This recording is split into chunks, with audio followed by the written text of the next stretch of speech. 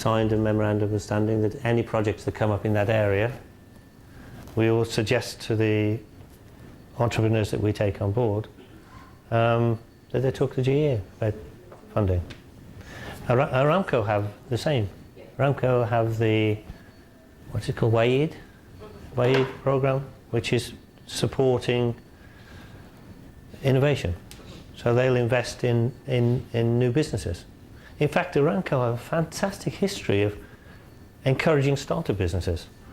Back in the 50s and 60s, they were identifying individuals in the company that they thought could actually run their own businesses, and then encouraging and helping them to set up their own businesses, and putting contracts out to them.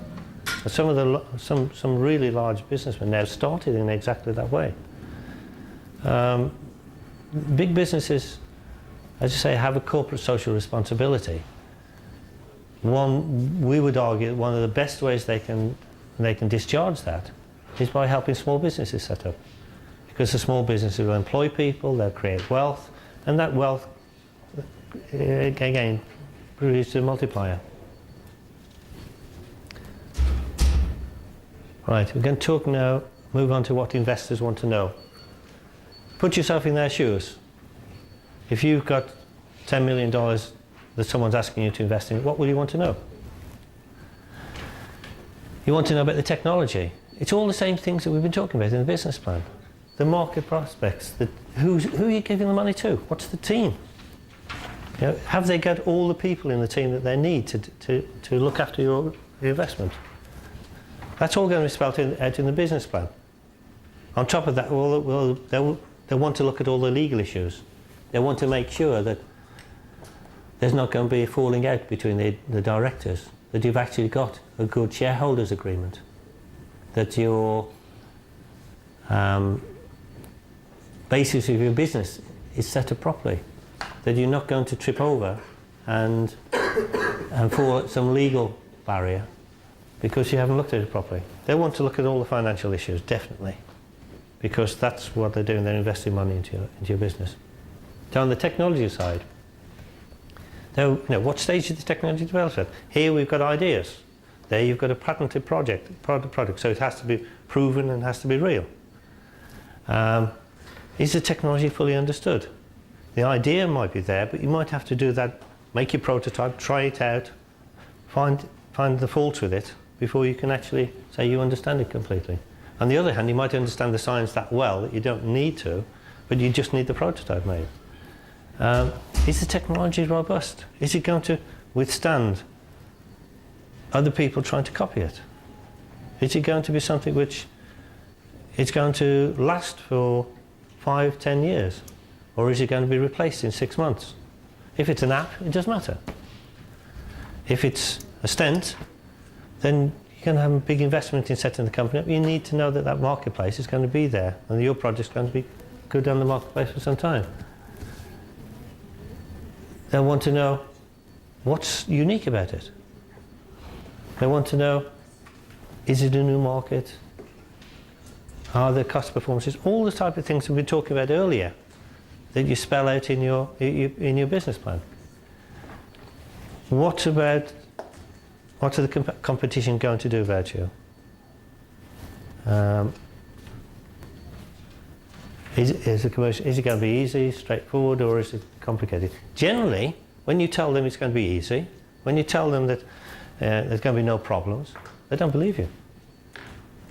Because definitely they're not going to believe you. Exactly. Because actually this is a very bad sign. It's a bad sign if you say there are no problems, there's no competitors. A number of times people come to us and say there's no competitors.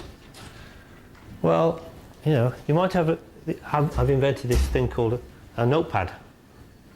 It's electronic, I can write things on here. We've got no competitor for it. The person will say, actually I've got a competitor, I've got a piece of paper and a pencil, that's a competitor for it. There's always a competitor for almost everything.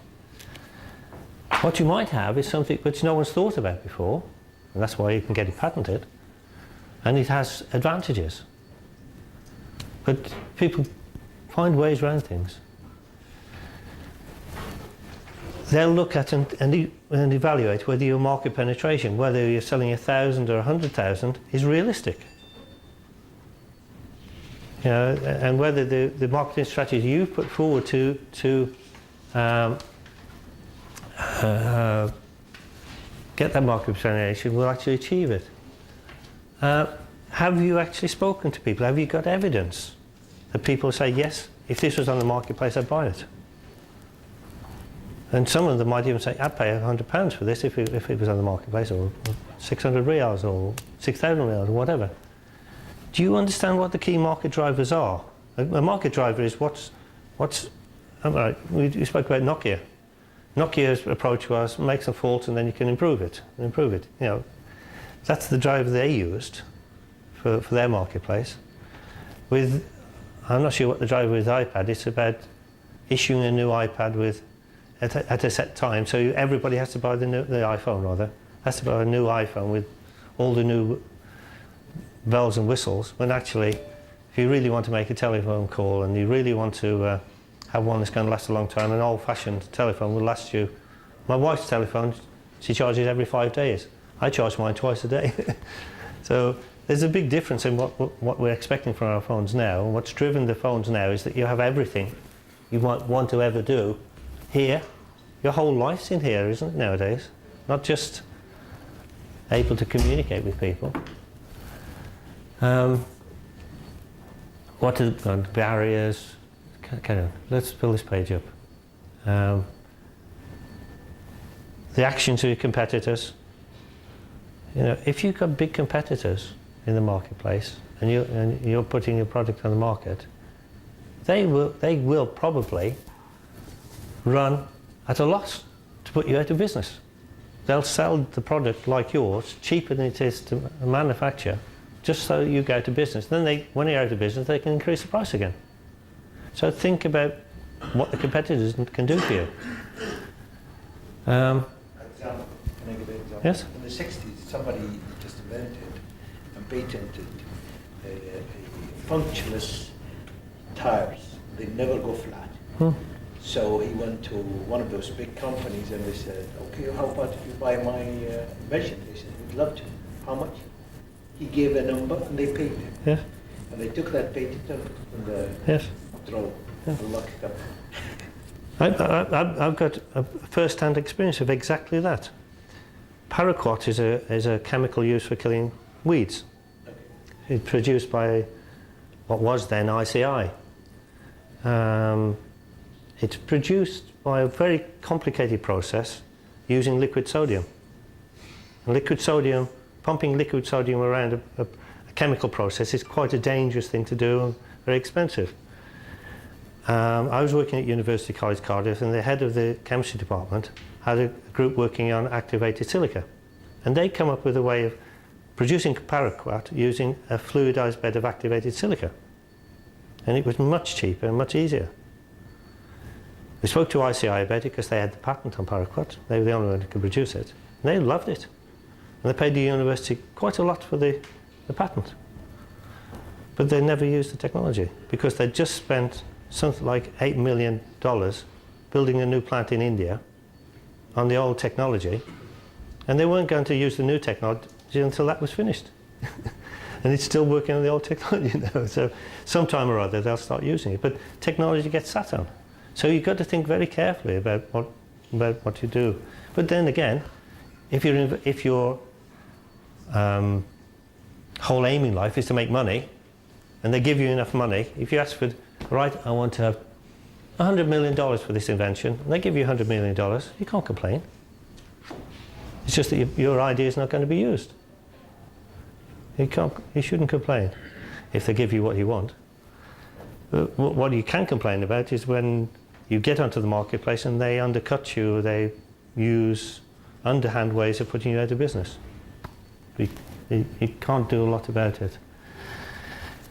Is the market very sensitive to price? That's something you can do with your financial plan. You can say, right, I'm going to reduce the price. What's that going to do to my production, my profitability? You can just change the figures in your spreadsheet and do that.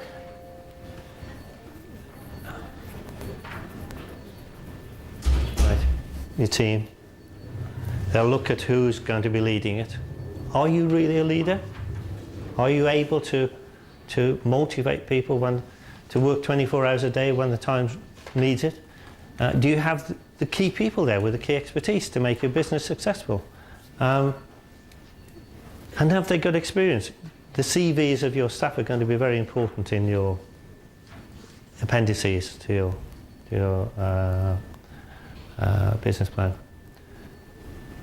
Are they aware that you're going into a competitive situation? You might have experts that have worked with you in the hospital and know the area and know the bit, but once you get into a competitive area of running a business, you have to put aside some of the niceties of doing things because it feels good, or because you have to concentrate always on making profits. As I say, leadership generates enthusiasm, confidence. And the board of directors, the people making the decision, have to understand your business. Having external experts always gives the investors confidence, because they're not related to you as a business. They're not going to make lots of profit out of you. So by saying this is really good business isn't going to be good for them. If the business fails, it's going to affect their reputation. So external experts are a really good thing to have on your list, your CV, in your appendices. Can we carry on, please? The vision, does it excite them? I'm not going to invest anything in a company unless it excites me. So you've got to make it so that you've got to identify all the risks that are there. You've got to make sure that it's understandable, it's clear, and people can understand what you're aiming at. Let's just skip on a little bit. Go on. We spoke about IP issues. They will want to know that you own the intellectual property. They want to know that KFMC are not going to come back to you in 3 years' time and say, actually, you did this work while you're working at KFMC. Therefore, we own it, really. Or you've got to give us 50% of the royalties you made from it. Or you've got to do this, or you've got to do that. And it does happen. It does happen. There's a very good Dragon's Den. Do you know about Dragon's Den? Dragon's Den is a program where investors sit in a panel, people come up and present their ideas to them, and the investors have real money that they'll invest into these people. And there was a really good one. A guy had invented a new way of installing taps into a bath, making it very, very easy. And I said, yes, and tell us about the intellectual property. And he said, well, I did this while I was working at the university. And I said, well, what about the university's interest in it? And he said, well, fortunately, I have the technology transfer officer here from the university. And he came up and explained that, yes, we've been supporting this, and yes, we're on this, but the university expects to get 50% of the royalty back on this. And the Dragon then said, we're not going to invest in something where the university is just taking 50% for doing nothing. So the university then said, okay, we'll take less. But you've got to have someone that's going to, at the university or the hospital, is going to act commercially. If they're very rigid and say, this is it, we own it, then it gets difficult. So make sure your ownership is very, very clear. There are new rules here in KFMC, I'm assured, about ownership of intellectual property. Make sure you know what they are. Whether they're putting retrospectively, I don't know. Talk to Mariam, who's not here, I think. Oh, yeah. So ownership. You've got to remember that you can assign ownership. Right. On a patent, you've got your... How many of you got a patent? How many of you applied for patents? 1, 2, obviously half a dozen here, and this gentleman. So when you apply for a patent, you say who are the inventors. Very, very important you list all the inventors. Very, very important you don't list as an inventor someone that hasn't been involved with the invention. If you list someone that hasn't been part of the invention and is found out later, it can actually invalidate the whole patent. Unlikely, but it can. If you don't list someone that was an inventor and they can prove that they were a part of the invention, it can invalidate the patent. So make sure you list all the inventors. Make sure you have an inventors share agreement. So you agree between the inventors how any money made from it is going to be shared out between you, and that who is going to commercialise it. The commercialisation is done by the owner. Now you may all be inventors and the KFMC was the owner. It may be that you're the owner and the inventor. Those legal issues, that legal position needs to be clarified when you're looking for investment. The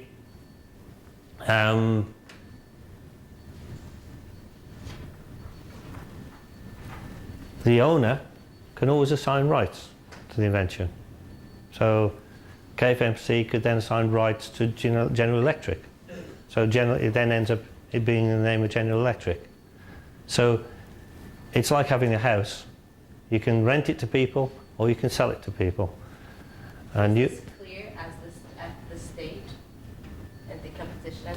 What are the legal? I have no. I'm not running the competition. Yeah, I mean, I just didn't know. It should be. It should be. Okay. It should be. Because you need to know clearly about ownership of intellectual property. But what you have to remember is, not everyone's here from KFMC, are you? No. No, we're not. No. So your organisation, if you're from KFSHRC, their rules are very, very clear. They published them 18 months ago. They are very clear about ownership. Each organisation should have its own intellectual property rules. It should have very clear rules about what it expects.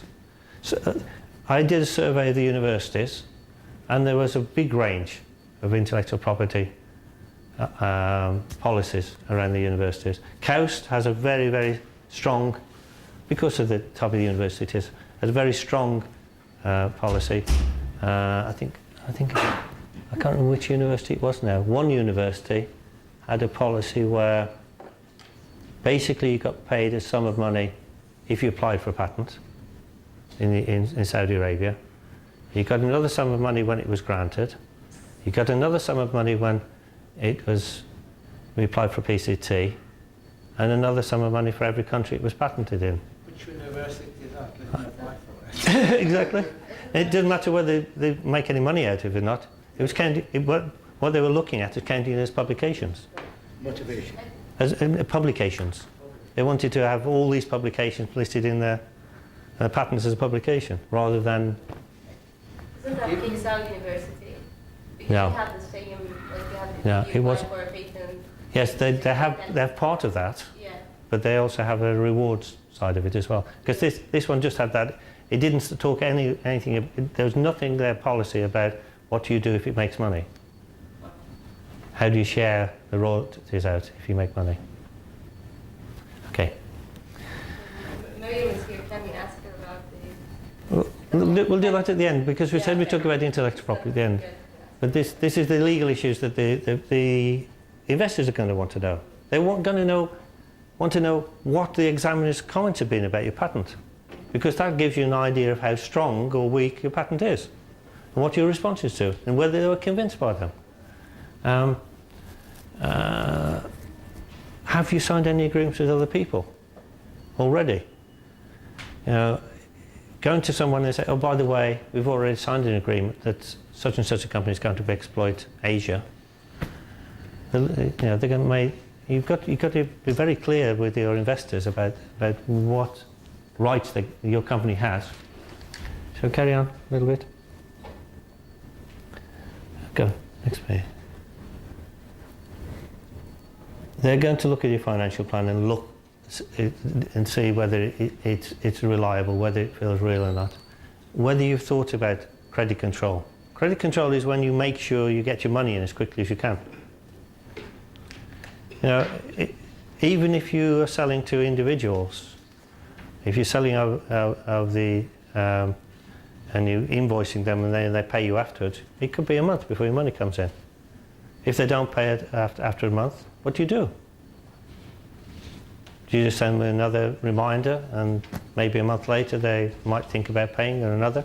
No, you need a credit control system where you say, right, if they haven't paid by such and such a time, they get telephoned, they get threatening letters or whatever it is to make sure you get your money in. Because once you provide a product or a service, the money that they owe you is your money. So credit control issues are generally something they always look at because they want to make sure that you're going to do your best to get the money from the people who owe you the money. They'd like to see businesses where someone in the team has already been operating or running a business. Here in Saudi Arabia, it's very much like in Britain, maybe even more so than Britain. There's a stigma about failing. If you fail, then it's spoils your reputation. In America, failing is just one step to succeeding. And there's a really nice diagram which I wish I'd copied, which shows the American path to entrepreneurial success. It's fail, fail, fail, succeed. And that's really what we should be teaching people to do, is learn from your failures. Don't be scared to make failures. Just make sure you minimize the risks and you can move on from there. But in Britain, if you fail, it's a black mark. Go back to the bank and you say, what did you do last time? I ran this business, but it failed. Oh well, come back to us with your next idea then. They don't want to really talk to you if you've failed.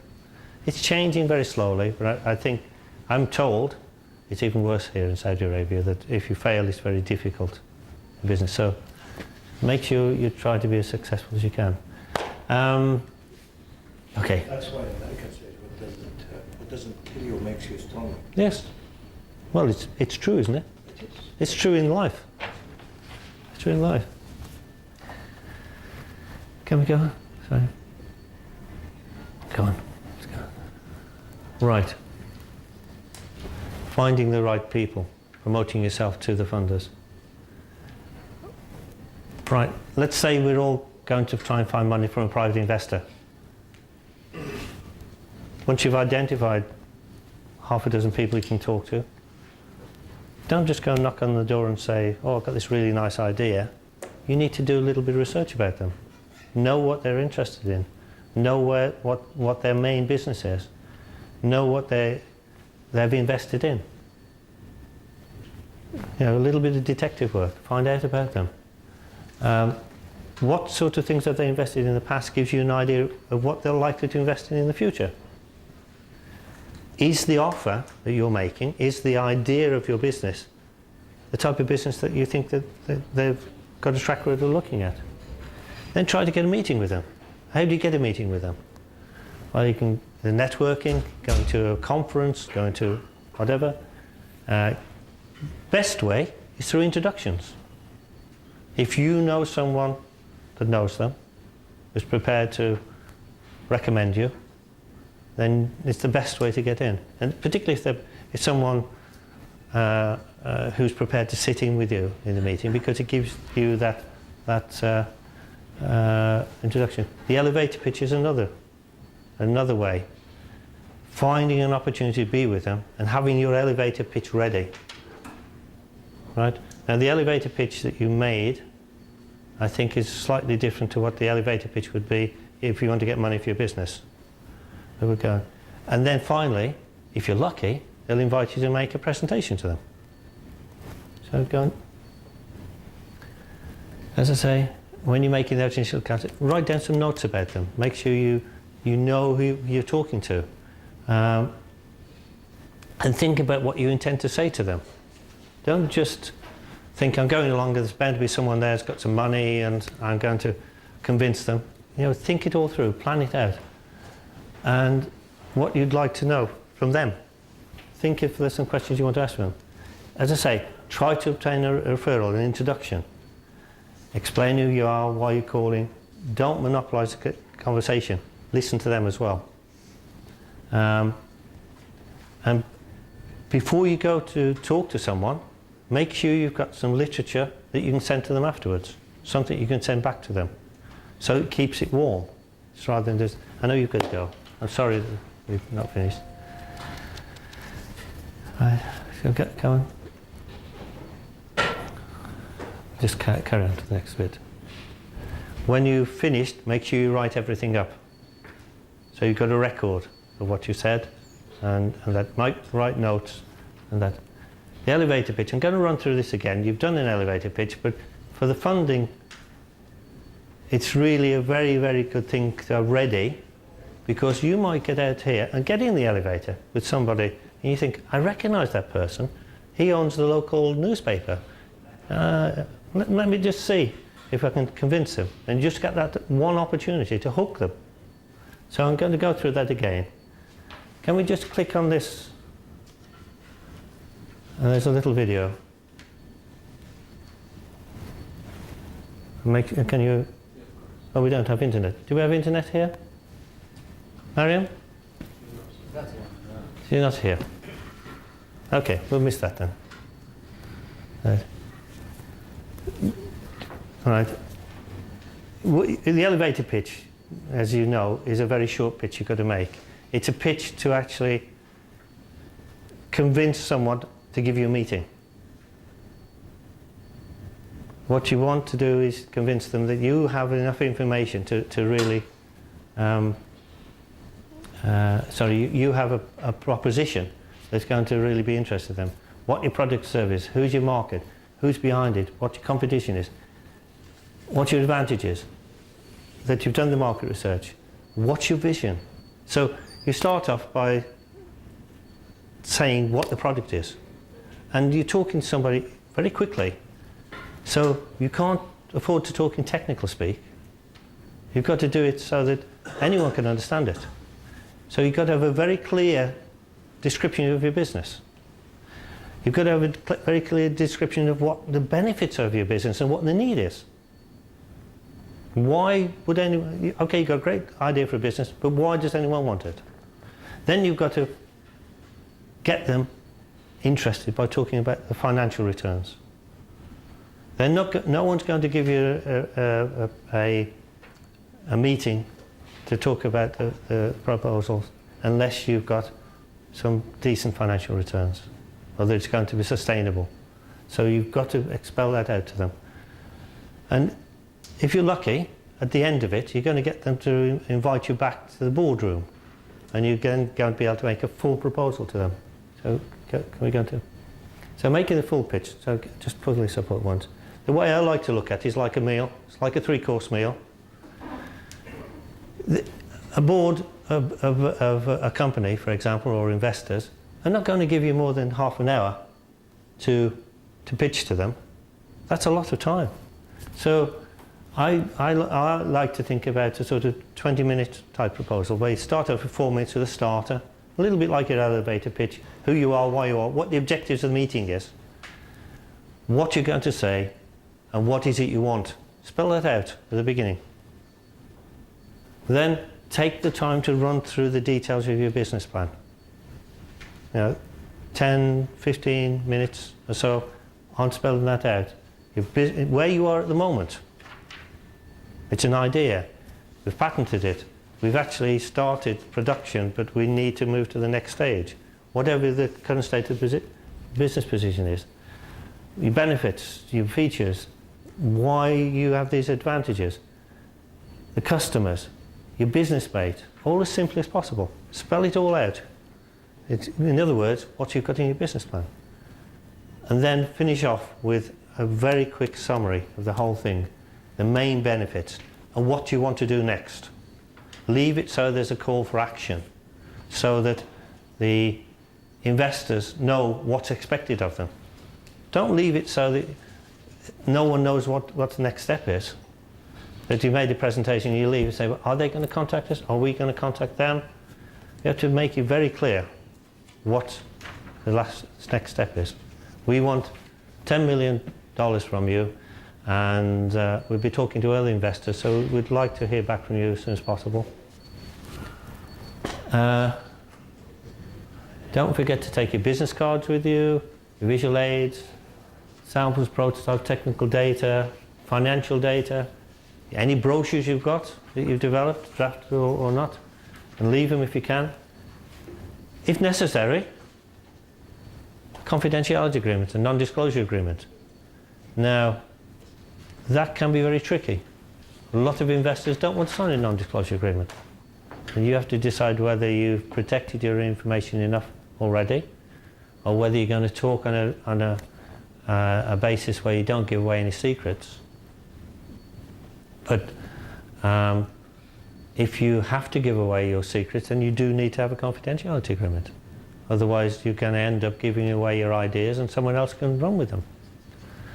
But a lot of investors won't sign them because they're worried that it might impinge on other things they're doing, because they're signing to hold confidential some information, and they don't know what that information is until you tell them. Now, the confidentiality agreement tries to overcome that in some of its clauses, but it's So this is the second question for Mariam, isn't it? To see if they're going to sign before going for the full-fledged? yes. Okay. Well, I don't know the competition well Yeah, enough. So. I mean, that's the second question for her, so it would be... We can provide you with model confidentiality agreements that you use if you're going to talk to someone else. Because if your idea is good enough, the competition's just part of it, isn't it? Yeah. So I think the competition is just a leg up to get started, as far as I see it. And it's only got a few of you win the competition. Yes? Not everyone's going to win, are they? But you've all been selected because your business ideas have potential. So those people who don't get the grant doesn't mean to say you don't set your business up or you don't carry on pursuing your ideas. It should actually encourage you that you've been selected to say, well, right, let's put more effort into this so we can get it to the next stage and maybe make a business out of it, or get it to a product we can license to another company, whatever.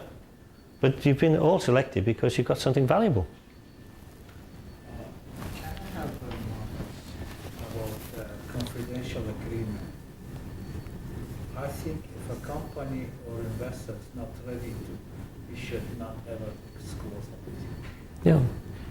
Because I saw many doctors, unfortunately, describe their product and then the company said, yeah, we are not interested.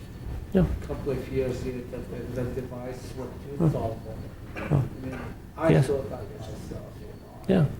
Yeah, as I say, if you're going to talk to them without a confidentiality agreement, don't disclose any secrets. Don't disclose. Talk about your business, that you have this new area, and then if they want to know about the technology, they've got to sign this confidentiality agreement. Especially if we don't have a patent. Even with the patent. Yeah, even with patent, because not everything in the patent. Maybe you have the time you apply for a patent till now you have already developed new ideas. So I would say without confidential agreement, no disclosure. If any of the investor is not ready to give, goodbye. Yeah. Yeah. But you can talk about your business plans without talking. Yeah, you could speak generally. Yeah, just speak generally. And if they're interested, you say, well, right, if you're interested, confidentiality agreement, we'll talk Turkey. Yeah. But there's a real issue about confidentiality in academia. I spent 30 years working in universities, and as an academic, you want to publish. You're pushed to publish. That's what you have to do, publish. Problem is, if you publish, you can't patent. You can't even talk at a seminar and then patent. Well, we have a good example in Faisal Hospital. They made an abstract. You know, for American system, after publication, you still have 1 year to apply for patents allowed. In Europe, no. So they get American patent. But when you get to the European, they look to the internet and say, sorry, your abstract before the patent application, you don't have no rights. Yeah. So they gave the American patent, but they couldn't get the European. Yeah. Yeah. Yeah. And it's changing in America as well. So America is the only one which does that, and it is changing. I understand it's all going to be the same as the rest of the world in the end. We shall see. But the important thing really is to keep things confidential until you've got that patent in your hand. Because even after you've applied, it could change. You could have to drop it and then reapply in the first year. So don't give the secrets away unless you you tie people down. Confidentiality agreements are not watertight, but at least you've got that commitment. So, yes, confidentiality agreement. Don't forget to take a notebook, because in the heat of the moment you may forget some of the things that you promised to do, and try to make sure you can answer all the questions. So that's it. That's really all I wanted to cover in that. I've galloped through this much too fast, and a lot of the things I've really skimmed over. I've got a little game we can play if we want to, or we can pack up early, or we can talk about IP, or we can talk about anything you want to. I'm booked until 12, so I'm yours to work with. I've got a little presentation about what Badia does. So if you're interested in what the Badia program is. Sorry? I'm interested to know more about that. Okay, so let's skip down. Come out of it and let's. Oh, sorry. That's okay. That's okay. Stimulate science and technology-based businesses starting up. So what I'm going to talk about now are the programs and services we offer, and what services are available under each one, and give you some idea of some of the progress we're making and what workshops we're planning. So we'll just skip through fairly quickly. Oh, can we go back? Sorry. Okay. We've got 4 programs. A technology and opportunities awareness program, which is basically helping people to be aware of the benefits of being an entrepreneur. So we're talking about entrepreneurial training, workshops and so on. The pre-incubation program is when people come to us with ideas for businesses, we will work with them to get them to the stage where it is actually a workable business model. Incubation stage 1 is once we've got a workable business model, is getting the business plan to the stage where we can get funding. And incubation stage 2 is once we've got the funding, is getting the business established and operating. And we've got 4 types of services we offer: business advice, funding assistance. We don't give funding, absolutely no money given away. What we do is we have access to Saudi Industrial Development Fund, to the Saudi Credit and Savings Bank. We have access to venture capitalist networks and business angel networks, and we will put you forward so you can make the pitches yourself. What we have that we give you for nothing, we have signed agreements with most of them. Yeah? We've got a memorandum signed with the Saudi Credit and Savings Bank. But what's a memorandum of understanding worth? Yeah, it's nothing. Yeah. It's much more important that we have a working relationship with them. Yeah, we do. No, but they are really stick to it. Pardon? They are stick to this memorandum. No. They give you. No. No one's ever stuck to any memorandum of understanding we've ever signed. But what you do is you work with them. Once you get working with them, then you get things going through them. The memorandum suddenly gives us this umbrella that allows us to work with them. And the only way we ever get anything working is by actually spending time working and working out how things are going to work. Saudi Industrial Development Fund we have a very strong relationship with, but that's for bigger sums of money for the next stage. The Saudi Credit and Savings Bank, we've struggled for a long time, but things are going through them. We've had 5 projects funded through them in the whole programme. We're hoping they'll do we've got about 4 or 5 projects into them at the moment. But it's a little bit bureaucratic and takes a long time. I think if you're going to set up a taxi company, you can go very quickly. If you're setting up a polyclinic, you can go fairly quickly because they've been through the process before. But an idea which is completely novel is a little bit difficult. In fact, the Saudi Industrial Development Fund came to us because they'd been told they had to invest in innovative projects.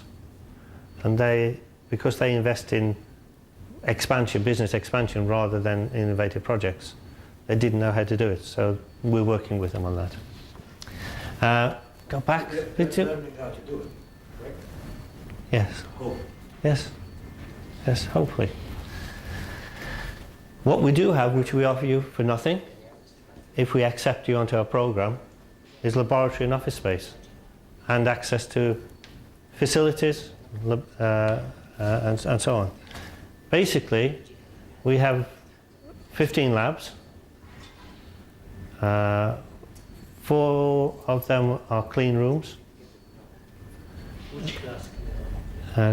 Class, 1,000 or 10,000? we've got class 1,000 and class 10,000. Yeah? We've got 1 class 1,000 and 3 class 10,000. No, we've got 4 class 10,000 and 1 class 1,000, and then we've got, with all of the areas, we've got another lab, a shared lab, which is probably close to class 10,000. We haven't classified it, but it really depends. We give that lab to a company that needs it. Whether it stays class 10,000 depends on how they operate. Yeah. So, okay. 100 you can have. Sorry? Class 100 you can have. Well, class 100, you do it in the cabinet, within the class 1,000. Yeah. Yeah. So we can get to class 100, but it's in a very limited space. Okay. Yeah. In fact, one of our clients has a class 100 cabinet within his class 10,000 area. Okay. And we offer training. So those are the 4 types of services: business advice, funding assistance, facilities, and training. Now, this is how our program works. We offer advice and guidance at the beginning on your ideas, whether we think it's going to be the basis of a business or not, or how you can take it forward. If it's not the basis of a business, well, most people who come to us, it's not the basis of business. It's probably something they should protect and license, because often it's something which they're not interested in really running a business. They really want to get their product into the marketplace, and it's probably better to do it through an existing business than do it yourself. What's the battery good out of it? Say I have an idea and it works and I'm making millions. What's better? What do you guys get out of it? What's your share of the profit or the idea or? Nothing. Sorry? Nothing. Oh, really? Oh. First of all, the business will have to be 50% owned by Saudis. They have to, at minimum 50%, hopefully 100%. The second thing is they have to employ minimum 50% Saudis. What the kingdom gets out of it is new jobs, new high value jobs, and new wealth creation in the area of technology. So the whole stimulus is about encouraging the growth of the knowledge-based economy. So that's what we get out of it. Personally, what I get out of it, I get paid to just do the work. But that's tax paying, and you don't have to pay for any of those things. You'll have to pay for your own running costs, you'll have to pay for your own staff, things like that. But we give you an office space. If you just need an office, we give you a lab if you need a lab, and that. So, but in pre-incubation, it's all about sorting out your ideas, making sure it's realistic. If we accept you, and we accept probably at the moment about 1 in 10 projects that come to us. A lot of them, we reject very few.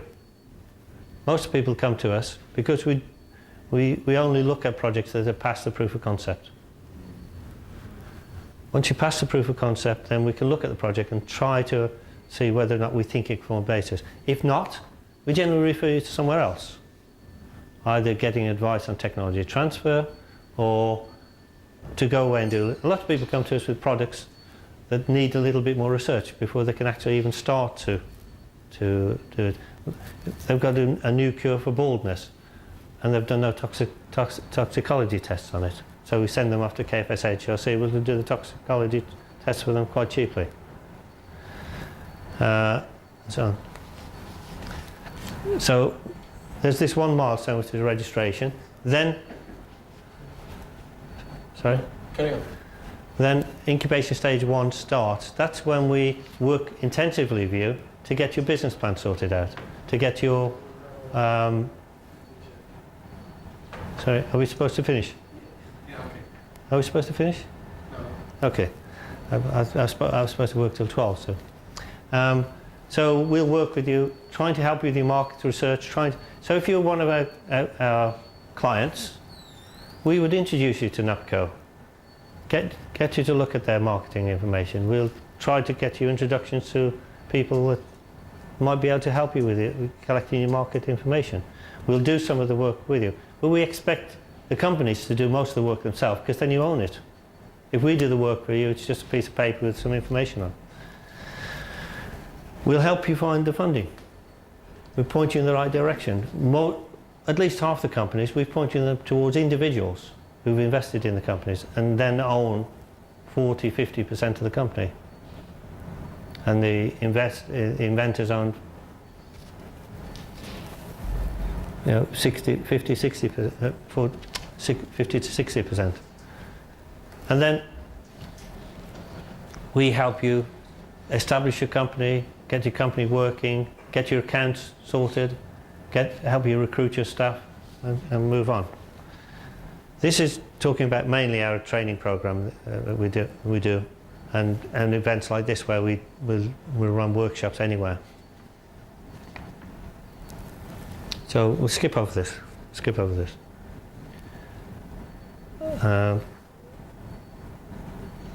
Go on to this. So no, we're running out of time. Go onto the section where it gets. Go on, next one.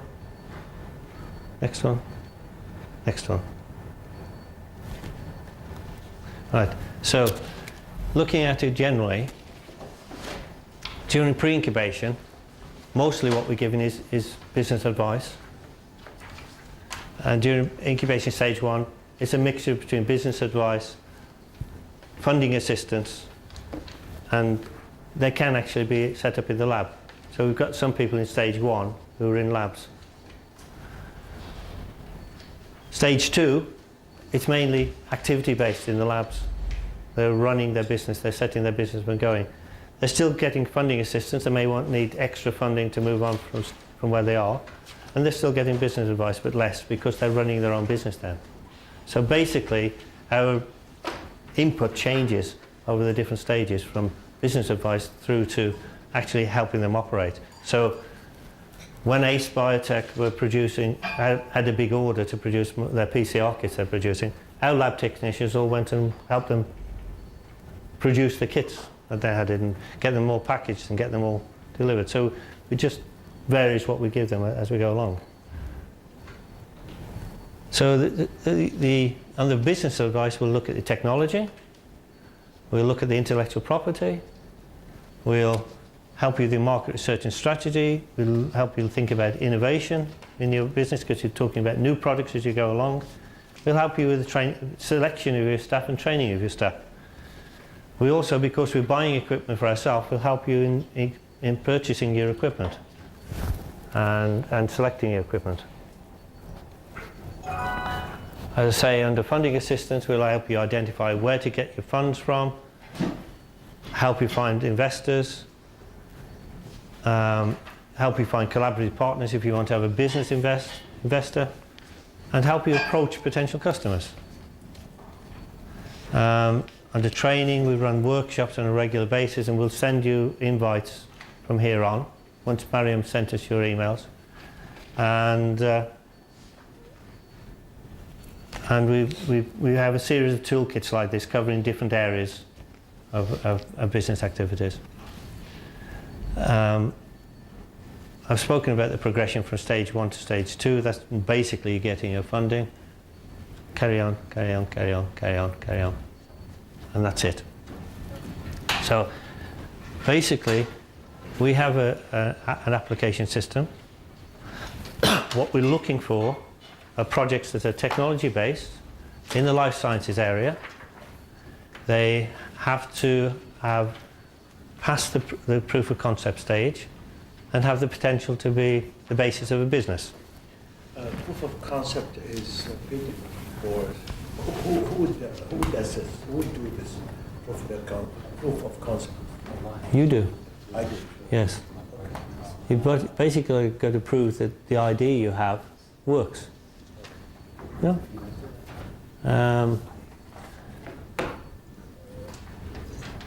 For most people in universities or hospitals, it's a matter of convincing them to actually invest in your idea to that stage. Or finding ways of doing it in your lab, finding ways of doing it. A lot of people do the proof of concept in their garage, in the shed at the bottom of the garden in Britain.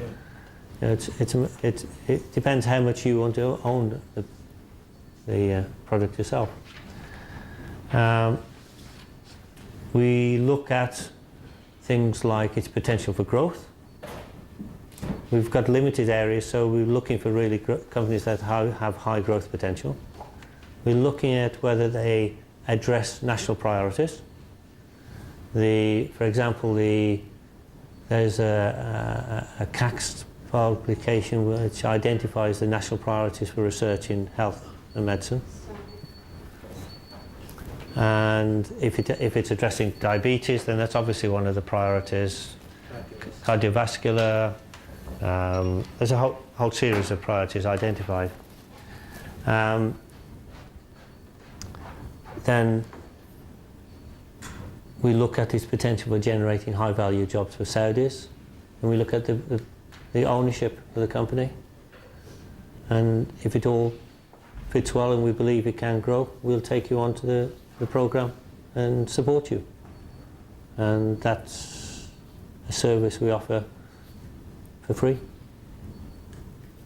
So we have an application form which we can circulate, but I think better that I give my contact, Mariam circulates my contact details, and if you want to talk about your individual projects, either drop me a line or come and see me.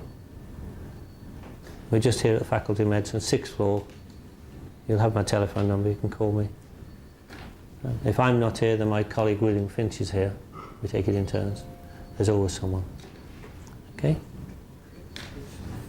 Thank you. First of all, I would like to thank you all for your attendance and congratulate you that because you give them your card. I'm going to get a few cards. Participated in this competition. As you know, this is stage 3 for business plan development. We don't expect you to do it all, but this is to encourage you to do more work later.